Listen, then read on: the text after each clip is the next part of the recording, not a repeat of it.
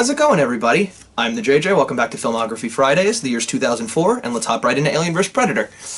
And what am I, from the 50s? What the fuck?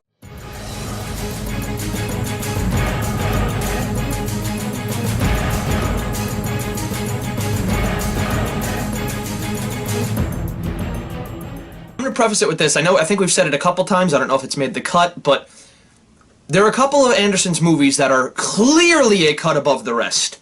This is easily one of them. This is probably his most enjoyable movie. I really kind of like this movie, despite it being fucking stupid in so many areas, but we'll get there. The intro graphic to this, the AVP one, the logo, is just so lackluster, it's silent, it's boring. Why is it that when Event Horizon passed, you then were like, okay, because Event Horizon needed silent ambient music, everything needs silent ambient music. No, it doesn't. Stop it. We start with this chick who's climbing a mountain. We assume she's one of the main characters. She turns out to be. She's climbing the mountain, everything's cool, everything's normal, and then she just stops on the mountain and just, like, fucking takes her phone out. Now, I don't know. Like, I know one rock climber, and that's not even mountain climbing, but I don't... can you do that? Is that like a casual thing that if your phone's ringing, which I'd assume you turn off, but if that's a thing where you flip it out, you could just chill? Can you really, is that okay? Like, I'm sure you can do it, but isn't that dumb? So yeah, this leads to an actual funny scene where she's climbing the mountain, she gets to the top, she's been talking on the phone with this guy from Weyland-Yutani, and it's just, it's basically just like, yeah, I don't think I'm gonna be able to make it, blah blah blah, that old thing, and then she finally gets to the top and it's, the chopper's already there, he's on the phone, and I think the line was, what is it?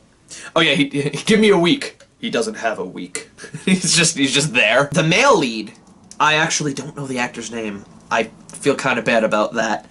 Then again, he made me feel bad too, so just in a whole different way. He has way too thick of an accent. Way too thick of an accent. He's akin to Jean-Claude Van Damme in Street Fighter, when he's going to kick that Predator's ass so hard that the next Predalien is going to feel it. It really is that bad. It's pretty bad. You adjust to it throughout the movie, but I don't think that's him getting better. I think that's you just adjusting to the thickness of his accent. Now, let's get down to it. This is a verse movie. This is, technically, I believe it's considered an Alien movie, but this is a versus movie. Alien versus Predator.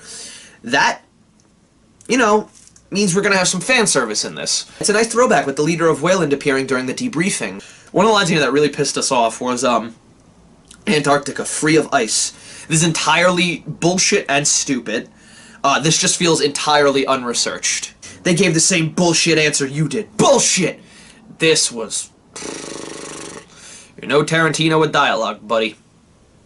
This actually kind of, oddly enough, this actually kind of felt like a Tarantino-style line with the whole, what's his name, Stuntman Mike? What does Stuntman Mike do? He's a stuntman? Like, that kind of redundant kind of dialogue, that cheeky kind of delivery. It seems like they went for that here with they gave the same bullshit answer you did. Bullshit. But it doesn't...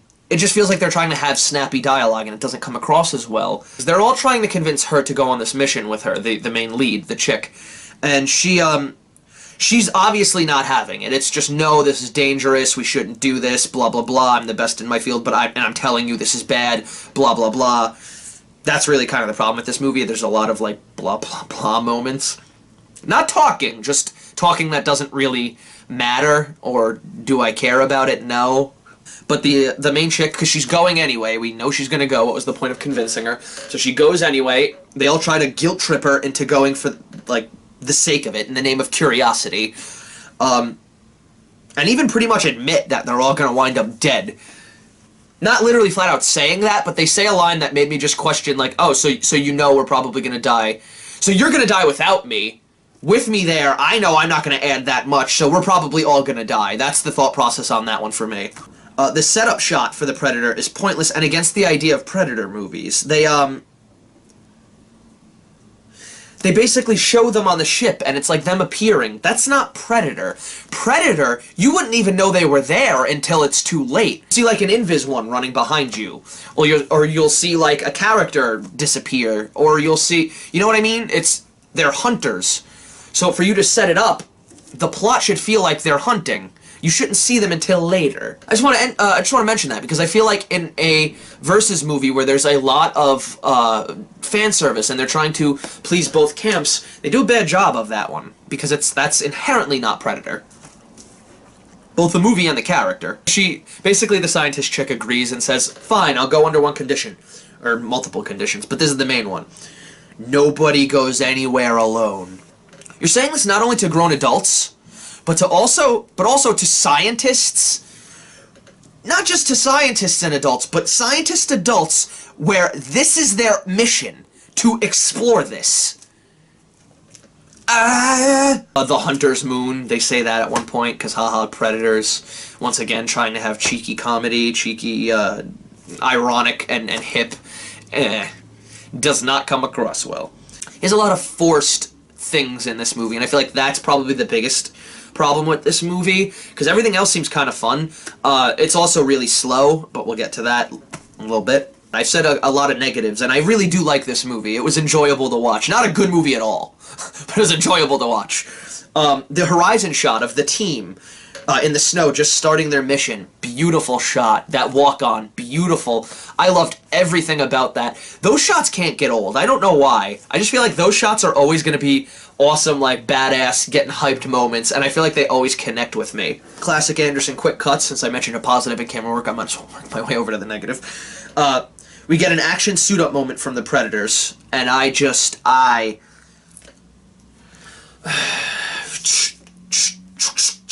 like that, they're not Rambo. They're not, actually they kind of are Rambo, but we're not following them, so we don't need to see this. This is not what we should be focusing on. Plus, we know what they have. That would be really the main reason to show the suit-up moment. Getting ready / showing what they have, and we know they're getting ready, we've seen them ready, and we know their gear. The conversation between Bishop, and I know his name isn't Bishop, I think his middle name was Bishop or some shit like that in this movie, but it is Bishop from Aliens, it's the same actor. Apparently they might be tied, like the robot might have been built off of him or something, I don't know, I have no idea. It is quite confusing if you're a fan, but it's still a nice, like, oh look, it's him, cool, okay, cool, yeah. Conversation between Bishop and the main chick is very interesting, the dad story, Champagne at the Climate. I really... See, when you're not trying to make it snappy, but you're just trying to legitimately add some plot and actually flush some characters out, you can do it. This shows it. So is it studio interference? Is it you just got better over time? Why couldn't you do this in other movies? I really like this.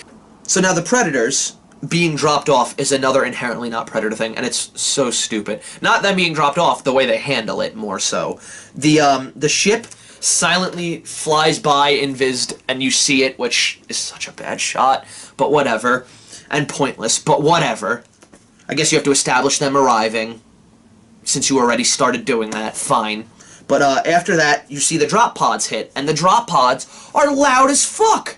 So what is the point of a silent ship when the drop pods go shh? The hieroglyphic of the alien fighting the Predators, it's so silly looking. Because they're in this pyramid-like thing, and they're looking for curiosity's sake, and they're doing their mission, and they just see the hieroglyphics, and it's just the stupidest fucking thing. The prop department on that one, it looked good, like it looked like it looked like it was what it should be, is what I'm trying to say there. It looks like the pyramid wall. The carving itself is so silly and over the top. The Predators have a cryogenically frozen queen in the pyramid, which unfreezes and has no side effects and just instantly starts working.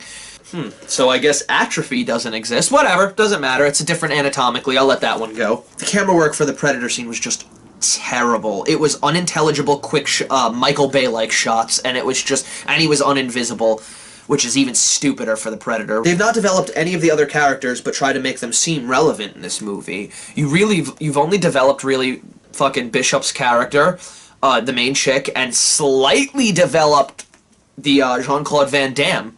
You can't focus on the other characters then and try to make them seem important, like Glasses, Other Girl, Scarface. I don't even know their names. That's what I had to write down as. I do kind of like Scarface. He kind of has some, I'm gonna be the cliche villain vibe. And It's not good writing, but I kind of like that flat character. One of the few that I actually kind of enjoy. They have the guy who escapes the Predator down the pipe earlier, which is pointless, because they just go down and kill him in the next scene. I don't get it. And I'm trying here. I really am. I'm trying to make sense of a lot of this stuff. And hell, I even like this movie. So, what... you know I'm not just being a dick here. We get a cliche, don't touch those. Conveniently too late, so it's already opening the shit. Despite being next to them when they were mentioning taking them all but 4 seconds later. Like, okay, we're gonna do this, blah, blah, blah, we're gonna take these and we're gonna do this. She's right here. Don't touch those! I mean, we were just talking for like 5 minutes that we were gonna... You probably should have said something then. Slow-mo facehuggers was a good action shot, though. I quite liked it. Everything's nice and calm, and then just chaos, frozen. They all focused their flashlights on one statue, which we had to rewind to even make sure that that's just the worst. They're not like a team for protocol, I guess. Like, it's not like we could complain about this like we did in Resident Evil, but it's still really dumb. Like, what are you... Your instincts are terrible. Just, everybody point in the same spot. Everybody point right there at that statue. Just don't move. The whole room's dark, but just right there needs to be lit. It made me realize it, though. Why is Anderson shit at squads? I don't get that.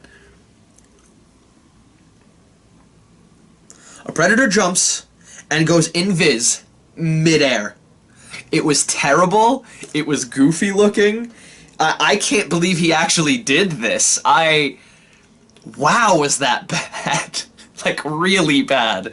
Too silly for a Predator.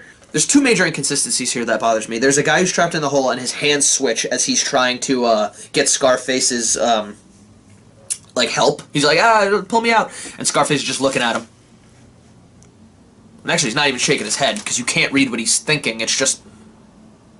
Could be terrified, could be fuck this guy, because he was known as the villain character. Very unclear. But the other thing is Scarface's reaction itself switches multiple times. 53 minutes in. Fucking finally, 53 fucking minutes in. And we get a decently cool fight with Predator and a Xenomorph. Took way too long for a Versus movie to have the payoff for the Versus. And then right after that, I see the Predator roar like a lion. And I'm not making a joke there. He actually opened his... He roar. You heard a lion roar. The Jean-Claude character almost gets crushed by a door. It seems like he honestly should have, because it was bullshit the way he squeezed through. You could tell they had to lower the door because it was gonna kill him. And when he got halfway through, they had to lower the door in the next take so that it could have a little bit more time. He should have been dead. And he really doesn't matter as a character, so you might as well have. And I blinked and missed it because we were down to a single Predator. The other two that we had, the Predator squad, because once again, he's shit at squads. The Predator squad, 2 of them already been taken out. One Xenomorph has like this net thing burned into his head because he is intelligent enough to use his blood to get out of a net. He takes out a blech-looking face hugger. Doesn't look as good as the first one. And the movie's just too fast, man. It moves way... At first it's too slow, and then from 53 onward, for 53 minutes on, way too fast. Once again, cool over substance. After it takes out a Xenomorph, the Predator, it has this moment akin to the laser grid moment in Resident Evil, where it was just the samurai slow-mo moment. Terrible. And then we get a backstory about the aliens and predators, and we see a Royal Rumble on basically a pyramid of aliens and predators. Terrible CGI a la Zack Snyder. They do it on Earth because we feed the aliens, so it all works out well. But this is the thing that bothers me, because I could actually use that as a transition. Using us like cattle! We're hosts! So cattle aren't food to you.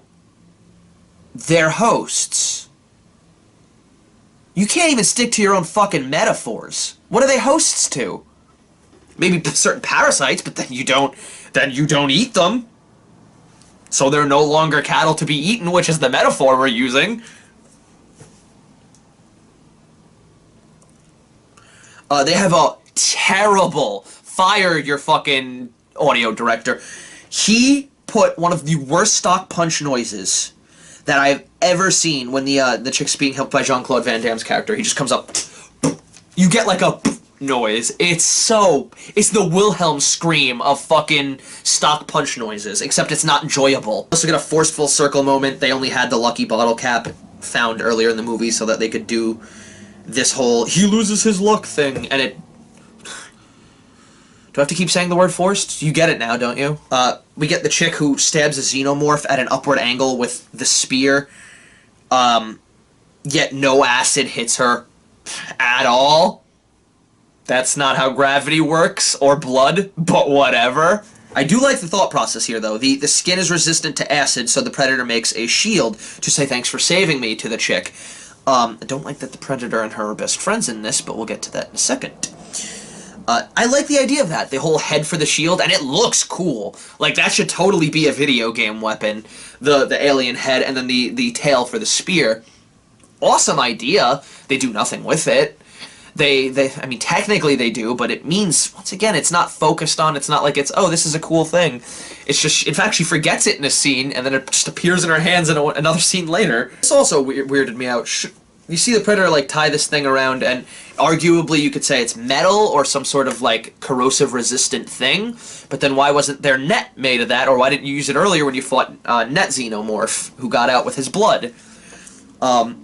Basically what I'm saying here is that's not gonna work. You can't tie the fucking tail part. You can't do that, because the blood would just corrode it.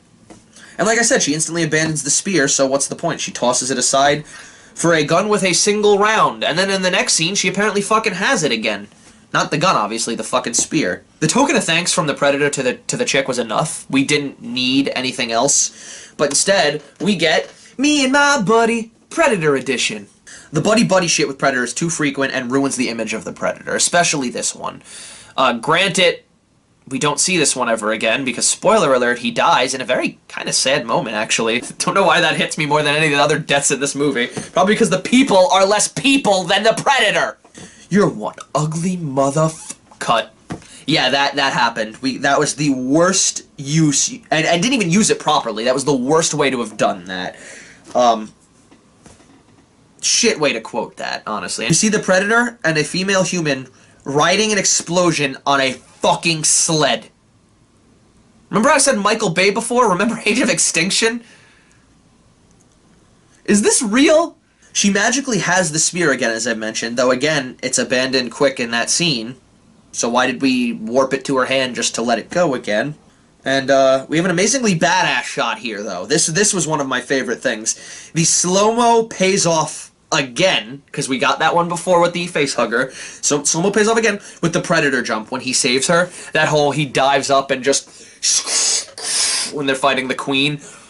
Awesome moment. Just the dive he does. I think I had to rewind that like 3 or 4 times just to literally, this is awesome! We end with a cool idea ruined by a shit sequel, an Alien Predator. A Pred-Alien, so to speak. And, it's a weird choice for a cliffhanger, but it actually really works. I quite like it. And, well, obviously that comes back from the movie. You see one of them get impregnated. The one that gets taken on the ship, they give her the token. It's just basically the idea of Predator. It's all still there. And then they get onto the ship, and it erupts from the chest. So, oh shit. That's probably the most interesting thing to me about aliens. They can apparently mate with literally everything. That's the most overpowered fucking not anatomy. That's the most, to make a new anatomy, but it's the most overpowered genetics that I've ever seen. It's basically gel that can just mesh with anything.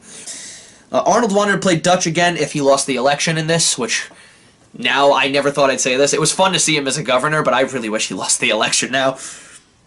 This is the first and only PG-13 in the franchise. I believe in both. I could be wrong on that, but I believe on both. The film happened 7 years after Predator 2. Roland Emmerich turned down the director's seat for other projects. Oof. I hope it wasn't for, I hope he didn't dislike the project, because if Roland Emmerich doesn't like it, this floated around development hell for 10 years.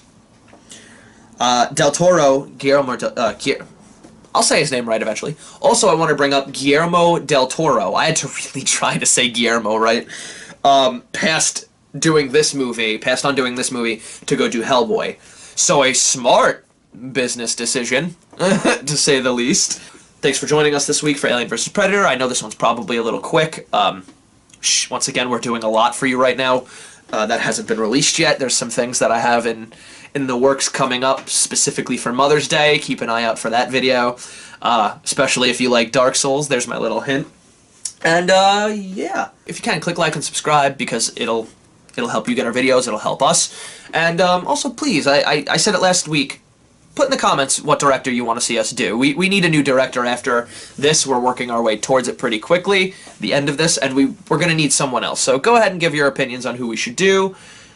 Positive, negative. The only person we can't do currently is Uwe, to my knowledge, is Uwe Ball. I'm going to use that as a transition point. I've been the JJ. This is probably his best movie. We'll see you next week. Click the arrow below to see what we're doing next week. I can't believe that Roland Emmerich made a smart decision. Wow, I'm really mean.